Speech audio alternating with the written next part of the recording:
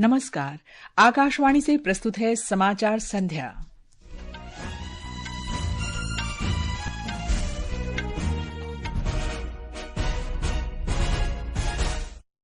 भारत और पाकिस्तान ने ऑपरेशन सिंदूर के चौथे दिन संघर्ष विराम की घोषणा की। प्रधानमंत्री नरेंद्र मोदी ने प्रमुख मंत्रियों और सेना प्रमुखों के साथ बैठक की अध्यक्षता की। भारतीय सशस्त्र बलों ने पाकिस्तान की आक्रामक और रक्षात्मक क्षमताओं को नष्ट कर उसे भारी नुकसान पहुंचाया। भारत ने चेतावनी दी, आतंकी हमले को युद्ध की कार्रवाई मानकर करारा जवाब दिया जाएगा।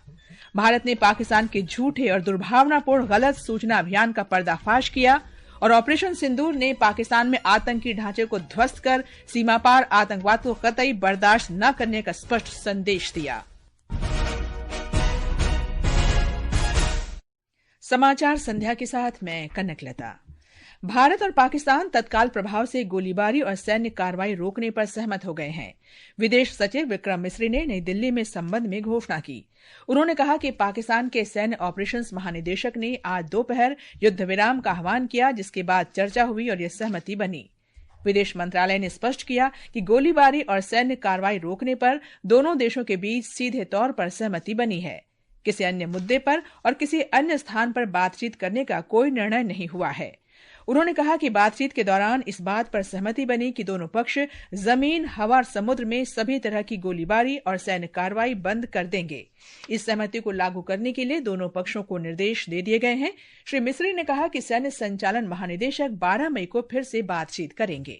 Called the Director General of Military Operations of India at 15:35 hours earlier this afternoon. It was agreed between them that both sides would stop all firing and military action on land and in the air and sea with effect from 1700 hours Indian Standard Time today. Instructions have been given on both sides to give effect to this understanding. The Directors General of Military Operations will talk again on the 12th of May at 1200 hours.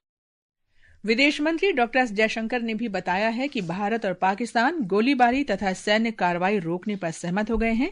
Social media post में doctor Jaishankar ने कहा कि भारत ने आतंकवाद के सभी रूपों और अभिव्यक्तियों के खिलाफ लगातार दृढ़ और अडिग रुख अपनाया है। उन्होंने कहा कि भारत का यही रुख जारी रहेगा। प्रधानमंत्री नरेंद्र मोदी ने भारत तथा पाकिस्तान के बीच संघर्ष विराम की घोषणा के तुरंत बाद एक उच्च स्तरीय बैठक की अध्यक्षता की। नई दिल्ली में प्रधानमंत्री आवास पर हुई बैठक में विदेश मंत्री एस जयशंकर, रक्षा मंत्री राजनाथ सिंह, राष्ट्रीय सुरक्षा सलाहकार अजित डोभाल, प्रमुख रक्षा अध्यक्ष और तीनों सेनाओं के प्रमुख शामिल हुए।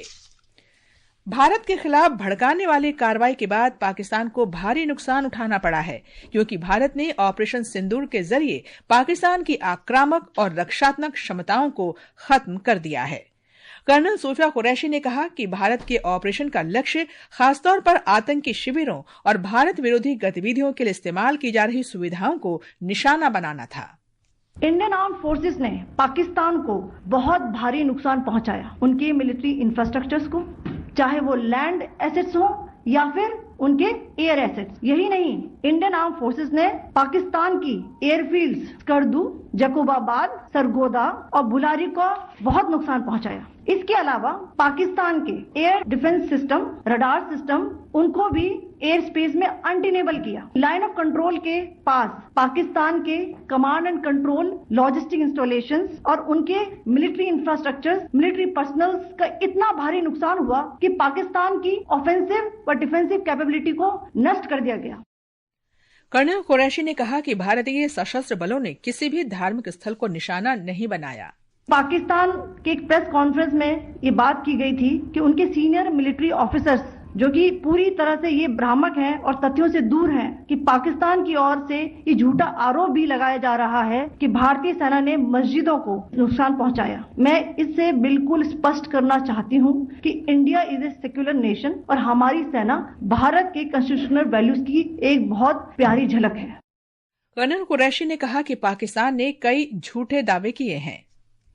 अब मैं आपको पाकिस्तान की मिस इन्फॉर्मेशन कैंपेन के बारे में अवगत कराऊंगी। पहला, पाकिस्तान ने यह क्लेम किया कि उसने अपने JF-17 से हमारे S-400 व ब्रह्मोस मिसाइल बेस को नुकसान पहुंचाया, जो कि बिल्कुल गलत है। दूसरा, उसका ये भी मिस इन्फॉर्मेशन कैंपेन था कि हमारी एयरफील्ड्स, जो कि सिरसा, जम्मू, पठानकोट, बठिंडा, नलिया और भुज में है। ये उसका मिस इन्फॉर्मेशन भी बहुत गलत है। तीसरा, पाकिस्तान के मिस इन्फॉर्मेशन कैंपेन के मुताबिक हमारे एम्यूनिशन डम्प्स जो चंडीगढ़ और बियास में है उसका डैमेज हुआ। यह भी बिल्कुल गलत है।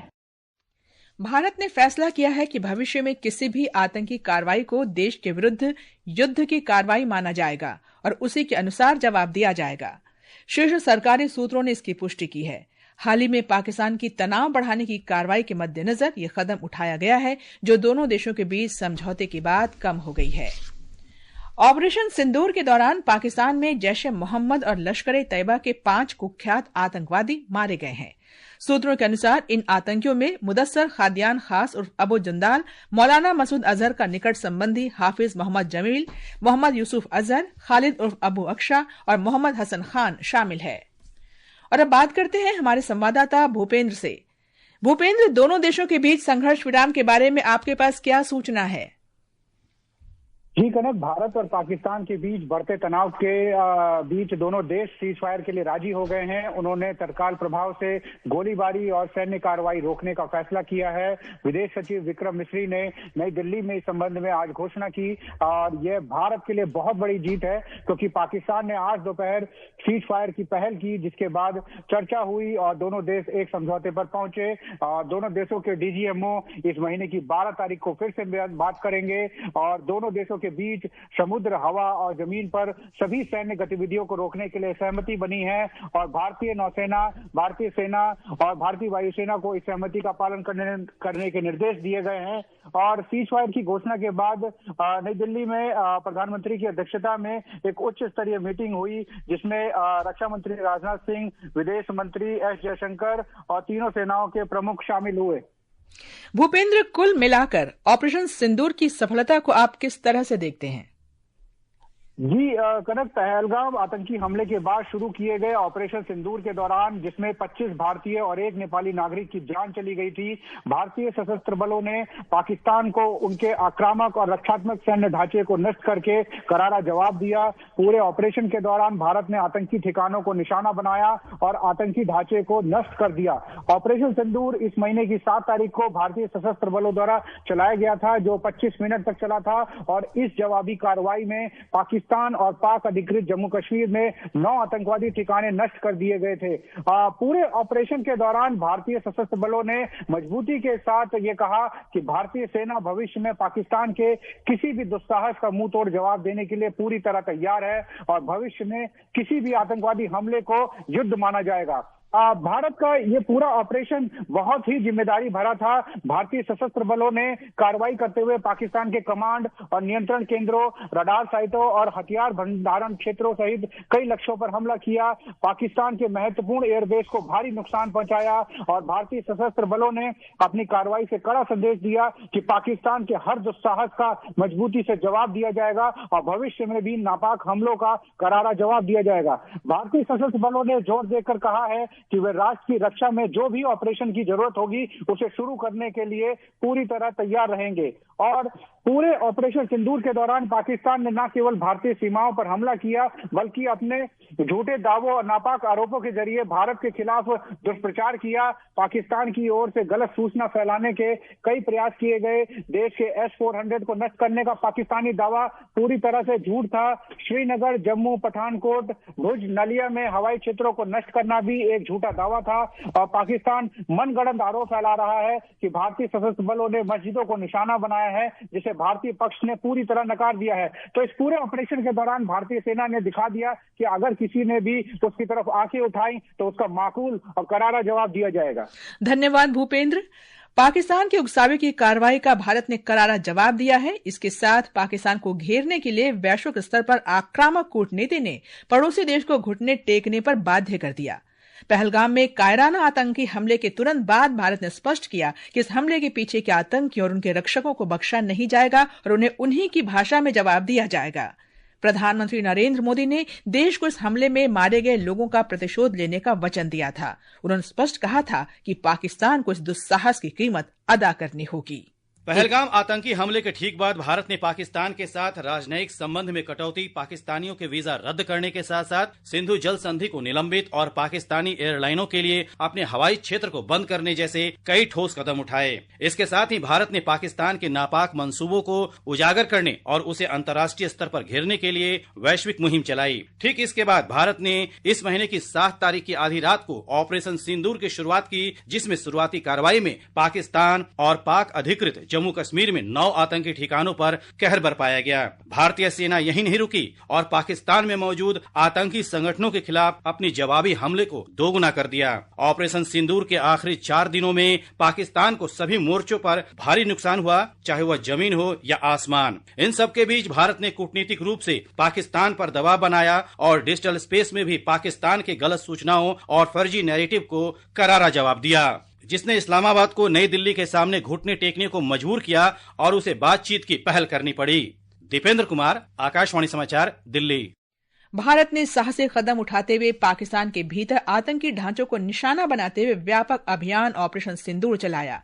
भारतीय नेतृत्व ने सीमा पार आतंकवाद के प्रति अपनी शून्य सहिष्णुता की नीति दोहराई है। भारत ने किसी भी खतरे का निर्णायक रूप से जवाब देने के लिए तत्परता दिखाई, जबकि राष्ट्र ने आतंकी खतरों को बेअसर करने की प्रतिबद्धता की पुष्टि की, भले ही इसके लिए सीमा पार कार्रवाई की आवश्यकता हो। ऑपरेशन सिंदूर भारत की आतंकरोधी रणनीति में महत्वपूर्ण बदलाव को दर्शाता है, जो अपनी सीमाओं से परे आतंकी नेटवर्क को खत्म करने के लिए सक्रिय दृष्टिकोण का संकेत देता है। मेजर जनरल बिपिन बख्शी ने आकाशवाणी से विशेष बातचीत में बताया कि भारत ने स्पष्ट शब्दों में ऐलान किया है कि अगर पाकिस्तान आगे किसी भी तरह की कार्रवाई करता है तो हम इसका जवाब सख्ती से देंगे। अभी जब हमने सीज फायर किया है, इस शर्त पे अगर ऐसा कोई भी हादसा फिर से हुआ जो पाकिस्तान की तरफ से होगा तो ये हमारे ऊपर है, हम कोई भी युद्ध की कार्रवाई कर सकते हैं। तो हमने बहुत ही सोच समझ के और बहुत ही रीजन तरीके से हमने एक्शन लिए हैं, लेकिन हमने जो मेन हमारा मुद्दा था कि आतंकवाद को रोक देना है, सरहद पार आतंकवाद आप ना करें, अगर आप ऐसा करेंगे तो आपको मुक्की खानी पड़ेगी। ये मेरे ख्याल से संदेश बिल्कुल साफ साफ शब्दों में हमने दे दिया है। मणिपुर में राज्यपाल अजय कुमार भल्ला ने आज इम्फाल राजभवन में पाकिस्तान के साथ संघर्ष में भारतीय सशस्त्र बलों के लिए सामूहिक समर्थन व्यक्त करने तथा अग्रिम मोर्चे पर सेवारत बहादुर सैनिकों के साथ राज्य की अटूट एकजुटता की पुष्टि करने के लिए एकजुटता बैठक की अध्यक्षता की। बैठक में मणिपुर के प्रमुख राजनीतिक दलों के नेता शामिल हुए। ये समाचार आकाशवाणी से प्रसारित किए जा रहे हैं। ताजा समाचार जानने के लिए आप हमारे social media handle X@IR News Hindi को फॉलो कर सकते हैं। ये आकाशवाणी है। उत्तराखंड में केदारनाथ धाम के लिए हेलीकॉप्टर सेवा फिर से शुरू हो गई है। हवाई यातायात नियंत्रण ATC ने देश में सभी हवाई यात्राओं की समीक्षा के बाद हेलीकॉप्टर सेवाओं की अनुमति दी है। इस बीच चारधाम यात्रा के तहत अब तक 4 लाख से अधिक श्रद्धालु तीर्थस्थलों के दर्शन कर चुके हैं। शंघाई में तीरंदाजी विश्व कप स्टेज 2 में भारत की मधुरा धामन गांवकर ने आज कंपाउंड वर्ग की व्यक्तिगत स्पर्धा में स्वर्ण के साथ टीम स्पर्धा में रजत और कांस्य पदक जीता। मधुरा धामन गांवकर के शानदार प्रदर्शन से भारत ने कंपाउंड वर्ग में 2 स्वर्ण, 1 रजत और 2 कांस्य सहित 5 पदक अपने नाम किए। खेलो इंडिया यूथ गेम्स में 73 पदक जीतकर महाराष्ट्र लगातार पहले स्थान पर बना हुआ है। महाराष्ट्र ने 27 स्वर्ण, 22 रजत और 24 कांस्य पदक हासिल किए। कर्नाटक 14 स्वर्ण, 19 रजत और 6 कांस्य पदक सहित 39 पदकों के साथ अंक तालिका में दूसरे, जबकि 11 स्वर्ण, 4 रजत और 8 कांस्य पदक के साथ राजस्थान तीसरे स्थान पर है। मौसम विभाग ने आज देश के उत्तर पश्चिम, मध्य और पूर्वी भागों में तेज हवाएं चलने, बिजली चमकने तथा गरज के साथ बारिश का अनुमान लगाया है। अरुणाचल प्रदेश, असम, मेघालय, मणिपुर, उप हिमालय क्षेत्र, पश्चिम बंगाल और सिक्किम में कल तक मूसलाधार बारिश हो सकती है। बिहार, झारखंड, केरल, माहे, त्रिपुरा और ओडिशा में गर्म तथा आर्द्र मौसम की स्थिति बनी रह सकती है। अंत में मुख्य समाचार एक बार फिर। भारत और पाकिस्तान ने ऑपरेशन सिंदूर के चौथे दिन संघर्ष विराम की घोषणा की।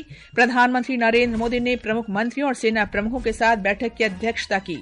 भारतीय सशस्त्र बलों ने पाकिस्तान की आक्रामक और रक्षात्मक क्षमताओं को नष्ट कर उसे भारी नुकसान पहुंचाया।